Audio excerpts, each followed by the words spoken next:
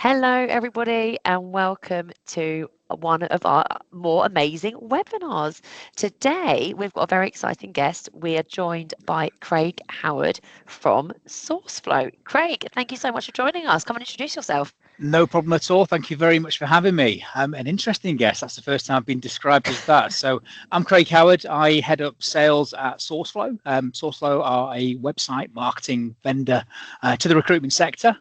Been doing this for probably more than I've got fingers and toes to count on now, really. It's well, not quite, but about 13 years working only in the recruitment sector, various different tech vendors, have been fairly successful. Was part of a team that took Volcanic from where it was to a growth of I think 1150%. So nice. Yeah, pretty exciting times, and now I'm at SourceFlow doing it all over again. There we go. I love that. And so you guys do just recruitment websites. So you're like me and what we do at Restack, really, really niche, right? Yeah, absolutely. Really, just got to focus on that one vertical. Yeah. I think there's so many businesses out there that try and be everything to everybody. What we've done over the years, I mean, I've been very fortunate to do the same job a number of times in different businesses. So, even in some cases, selling to the same people 2-3 times. So, yeah, it's great. I love the recruitment sector. It's vibrant. It's forever changing. And marketers, this whole sort of marketers and salespeople not working together is just not a thing in my world. We have a revenue team in our business, and I get on pretty well with a lot of the marketers I work with. Oh, that's what we like to hear. I'm very pleased for you. So for those of you who don't know me, my name is Holly Langley, and I'm the founder of Restack, and we work exclusively with Bullhorn customers to help them maximize every part of their tech stack. And that includes the stuff that comes through from websites and the applications to make sure that those candidates have a great experience as well. So over the course of the next sort of like 15-20 minutes, we're gonna take you through a bit of a journey, really, aren't we? We're gonna look at kind of what was happening, like kind of when we both sort of started out. We're gonna look at kind of how we're managing the attributions and kind of where we think that websites are going, like moving forward. So, Craig, over to you. Where should we start? I think that's probably like you say, it's a little bit of a recruitment marketing and recruitment tech history lesson, right? What I want to talk about is obviously providing, ROI from marketers in the recruitment tech sector. It's bloody hard, and my journey started probably around 13 years ago. The one thing I know from working with marketers in recruitment for an awfully long time is quite often marketers can be undervalued, or certainly feel like they're undervalued versus sales, right? Sales, like myself, we get all the glory, we get all the commission, we get all the good bits and the high fives when they do a deal. But actually, a lot of the time, it's the hard work the marketers doing behind the scenes that allow me to then knock them goals in the net. I've said it many times. I've probably said it to you. My colleague Will in our business is an integral part of what we do, and we're an absolute, a solid team, and that's what makes us successful. I know it's a really tough job, really tough job. And what makes it even harder is the data makes it pretty hard because there are huge gaps, right? The biggest challenge for a marketer, in my opinion, is proving that influence and showing people that ROI, because the data sets are incomplete. The tech typically only tracks the last touch. It's not looking before that. It's not actually taking into consideration what the marketer's done to drive these opportunities into the business. And what's also really interesting is there's so many different ways to measure the ROI. Like if you're looking at something from a website point of view, one of the key metrics to me is how many applicants are we actually adding from the website. That's really useful. We want to know that, right? But actually, also we can delve into, well, what pages did they come from, or more importantly, who's getting added and who isn't being spoken to. How many candidates are we getting from the website that are being ignored or don't have a valuable point of contact? And then that's before you've even got started on how many then had CVs, interviews, placements, what have you. So there's so many different ways. It can definitely be a bit of a minefield about how to really navigate and how you measure this.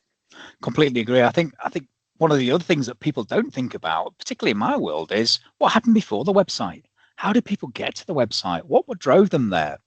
A lot of the time, and you work with a lot of people that do this as well, you've got people sending out campaigns. They're sending out information, how-to guides, new jobs, new opportunities to lapse candidates, to lapse clients, that are then driving people back to the website. And that whole piece of how they got there's missing. Yeah, I'd never thought of that before. I never thought of that. Now, interestingly, a lot of the stuff that we do on our work within Bullhorn Automation, we're referring people to the website constantly because we are sending them engagements, we're sending them links and various things like that. But we then don't necessarily always know fully what happens after they've gone on that journey, right? Yeah. Yeah, so much. There's a lot to think about, isn't there? Yeah.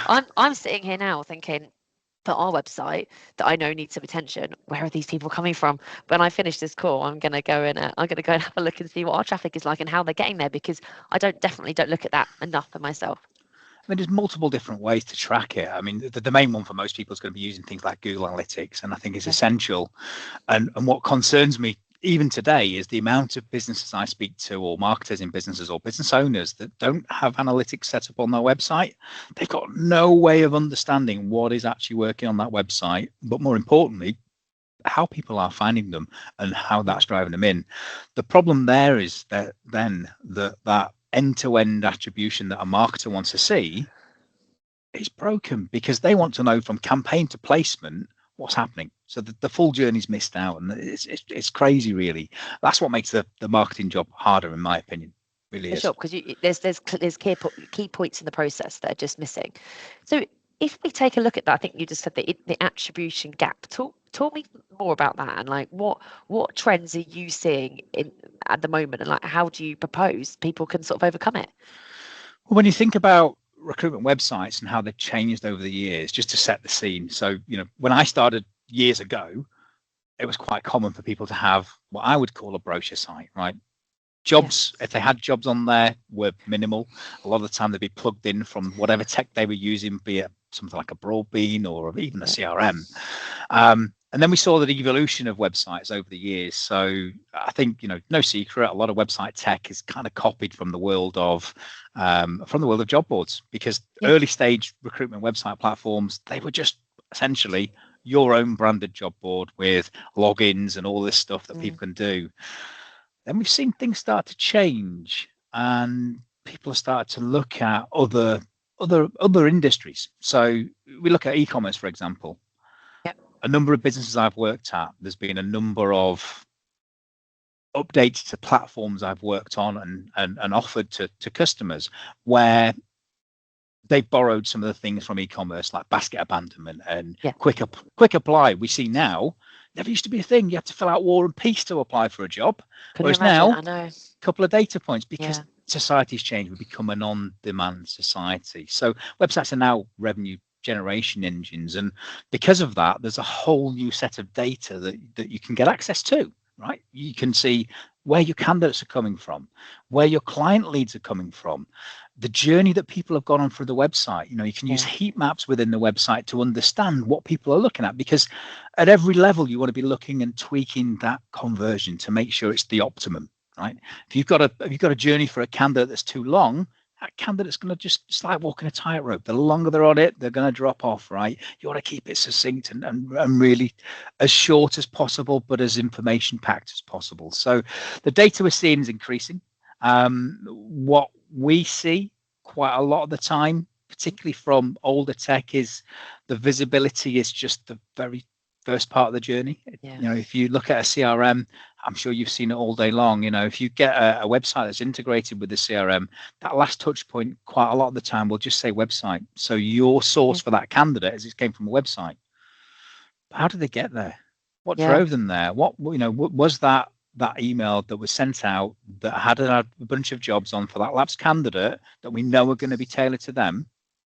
So what we're seeing now is that data becoming more enriched, that data becoming better. It's not just about the last touch. It's about actually the touch that drove that user to that last touch. So in our world, our customers can see every single referring source for their candidates. They can also see that for all of their leads as well. And with partners like Bullhorn, where the API is so open, we can get all of that data in. So actually marketers now are much more able to go to the board and say, look, I can tell you that based on this information, these are the number of candidates we've generated from this source, from this campaign, from this spend. And it then starts to build a much better case when you're looking to increase your budgets, because let's be honest, marketing costs money. But if it's spent in the right direction with the right data to back up them decisions, then it's an incredible investment that will long term help protect the business when the recruitment market, as it always does, takes one of its famous ups and downs, because that's what happens, right? Yeah, I think it's really interesting. So I don't know if you know about this about me. So in my old job, um, my first project I ever had to do was build a website.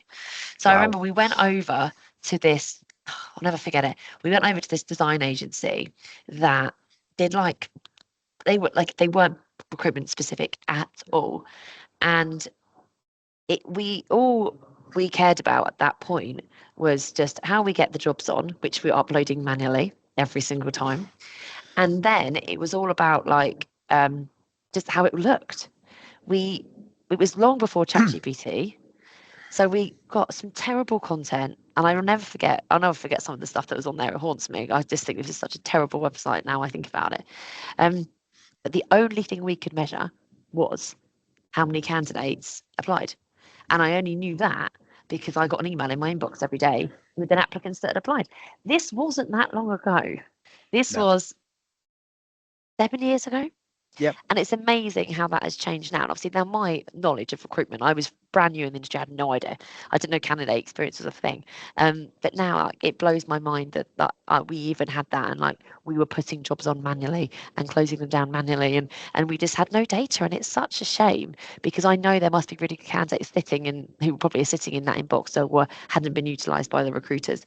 And what I thought was really interesting is you said something along the lines of you don't have to collect loads of data anymore, and you're right, because CVs are overall, they're not always, but good quality, and then they pass on to the system, so you don't need to ask candidates loads of questions. And then actually what we've found is candidates who have applied, it's then really easy for us to then use automation to kind of engage with them and say, well, do you mind us asking X, Y, and Z? And they normally then do really want it, because they're so thrilled they've heard back from you already. I think you've hit the nail on the head there. I mean, it's interesting to hear that journey in terms of building a website, and still to this day there are people I speak to where they don't have an integration. They're posting jobs manually, and then you look at a website and it's got 5 jobs on, but it's a 30-person agency. I mean, the rule of thumb would tell you probably expect 5 to 10 jobs per consultant as a minimum, right? That's what we hope. So where are they? There's massive bits of value that you're missing out there by not putting the jobs on there. People aren't finding them. It's not driving traffic to the website. It's not driving more applicants in. And again, coming back to what you said there about getting in touch with these candidates quickly. The one thing I'm seeing so much right now is that everybody is snowed under with candidates that are of, how can we say it, variable quality. The problem that creates for recruiters is that they've got to wade through, sometimes with text, sometimes manually, through this abundance of candidates that aren't quite right to try and find them gold medalists. They're looking for the winner. So again, one of the things that our customers have the benefit of is we're talking to people that have these challenges all day, and we're actively building technology to deal with these challenges. Don't want this to come across as a glorified sales pitch, because it's definitely not. But I think it's not a secret. Listen to your customers, understand what they're looking for, understand what their challenges are, and answer them. And very quickly, you've got a good, successful match, which is what we try and do. And I think that's the same. You need to listen. You need to also listen to your candidates and clients and what they're saying, and what hopefully you're doing net promoter scores and stuff to measure their satisfaction. But you also need to use the data to see what they're doing, because if everyone is dropping off, or if people are only on 2 pages of your website or what have you, then that's you need to use that to your advantage to make sure they're getting the right data at the right point. It's amazing how it's changed so much in the last few years, and how I know this is all kind of like marketing 101, but the combination of candidate experience, journeys, the data, it really is making such a big impact in, I can imagine, what you guys do, and hopefully for the greater good of the wider industry, really. We know it's important. I mean, from day one of starting SourceFlow, one of the things that we wanted to do was to try and give clear visibility across that journey, right? Not just from what drove them to the website and then mapping that into the CRM, but then looking all the way through to things like placement, and then being able to pull back placement data and give people a pounds and pence on that revenue, right? And it sound we're laughing, but it's incredibly hard still, because there's so much tech out there that doesn't accurately link together or pass that data on, or then you introduce another layer of something to try and make something faster, but what you're then doing is you're throttling the data you can get in, so it makes the whole process harder. And we're seeing an increase in direct integrations just to allow better data flow, to allow better visibility of that journey, and then more importantly, when we are capturing that source information, that's auto-populated. We're not relying on a consultant that's maybe had a bad day, that's got a drop-down box and clicks 1 or 2 because they're just the top ones on there. And you know, I've even been in business before where the top 1 and 2 have been renamed to not this one, not that one. So people actually have to go down and look. I know. Because I still don't. Yeah. Well, the thing is, unwittingly, what they're doing is they're making life harder for them, because marketers are there to help recruiters sell more, right? To actually raise the profile of the business. Yeah, and recruiters aren't here to do admin. No, I don't know any recruiter who's ever said, Holly, I love doing admin. I want to code my candidates and give them their source. They don't get that, nor are they marketing, and they don't understand that. So the more we can get them to do, the better. And I kind of see that as going to be the future of recruitment, and especially recruitment marketing, and all the technology, which is like we're doing as much as we humanly can for the recruiters, so they can focus on calling the right people at the right time with the right message. Like that's my perspective of it. And I think getting the candidates through, matching them for the jobs and vice versa, having that data backup is going to be key. Like what trends do you kind of, I suppose, maybe see coming up, or what are you guys working on, if you're able to share it over the coming sort of months and years, that you think is going to drive this even further forward? I think there's I mean, in our business, there's multiple different things that we're working on, as always. We pride ourselves in innovating, and it's very fast paced. It's great. You know, we're all involved, and a lot of that feedback comes from talking to people like yourself, talking to our customers, talking to prospects when we're pitching, asking them about the challenges they've got. And then what we do is we take it all back to the team and we actively start to build tech. Now, no surprise, AI features quite big on our roadmap. We've got multiple different AI features that we've already built and deployed, and a number of them that are coming down the line. We embrace it because, like we said before, it's not going to replace good recruiters. It's going to help them do the things they need to do that add value, and the mundane stuff AI can take control of that. I mean, already we've launched an AI job search. I think we're the first to market with it, which allows candidates to just drop a CV in and evaluate that CV. The premise of it, I'm not going to bore you too much with it, but the premise of it really is to try and give our clients a much more highly qualified pool of a smaller pool of more highly qualified candidates, and actually remove those speculative people that we're getting already. I guess going forward, you know, we talked about attribution. The big ticket item that we're looking at now is to actually piece that whole journey together. So with Bullhorn, one of the things that we know is we can get lots of data in and lots of data out. One of the big things that we're working on now is being able to pull back placement data and actually then start to, within a number of different reports, allow our clients to really understand the revenue they're getting from all of these different sources, from their website, from their marketing efforts, but ultimately get it in one place that's easy to slice and dice and manage that data. Yeah, it's so exciting. Like we've had several conversations over the last few weeks about like just random bits about ROI, and we met up at the Rec Expo, and we were talking about one of the challenges that our client had surrounding some of their data. Then I was like, I'd recommend you do this and this and this, and we've kind of really started collaborating to make sure these products really are embedding into the system. And I think having the AI kind of functionality, I think, is going to be a game changer for not just agencies but for the candidates as well. And I think that will really help them kind of like get jobs as based on their skills, right?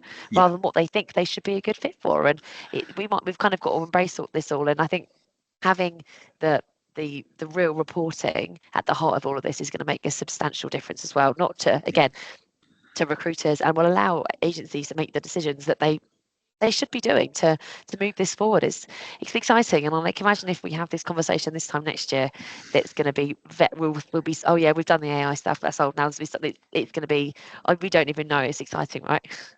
Absolutely agree. I think data is going to be the key, right? Having a clear, accurate data, all of that data exposed, but more importantly, having that data in your source of truth.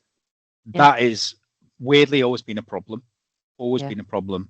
we now know that that's there, right? We now know that, but what's the next step, right? We want to just show people. Ultimately, what do the C-suite want to know? They want to know the revenue, right? They want to know the money. So what we want to do is show that money, right? And yeah, I think AI is going to help us accelerate that. I think those that embrace it are going to do well. I think it's natural. People are concerned and scared of new things, right? But we've had a lot of acceleration in the last, well, let's say since COVID. Like, the world is moving fast. AI is moving fast. Embrace it, get on it, use it. It's going to be your best friend if you use it in the right way, and just help you to achieve things quicker and drive more revenue. There we go. That was a fantastic way to end. I love that. Like, and I'm really excited to see all this stuff you guys have got coming out in the coming weeks and months. So yeah, good luck with all of that sort of stuff. Exciting. And if anybody wants to reach out to you or the team, what is the best way for them to do that? If anyone wants to reach out to us, number of different ways. You can get me on LinkedIn, Craig Howard. I think it's Craig Howard RecTech. I snagged that one quite early, a long time ago. Or reach out to us via the SourceFlow website. If you look at the SourceFlow website, there's lots of information there of case studies of how well we've done with our clients, multiple different CRMs that we work with. Don't just work with Bullhorn, but of course, Bullhorn is probably one of our biggest partners where we have an awful lot of clients with them. So have a look at that. There's lots of added value. There's downloadable guides, ebooks, all sorts of things. And if you want to have a demo, drop a demo request in, or get in touch with me directly on LinkedIn. Fabulous. Well, thank you so much for joining. I hope everybody who's been watching has found it really useful. If you want to reach out to any of us, you know where we are, and I hope you will have a wonderful rest of your day. Bye. Thanks so much.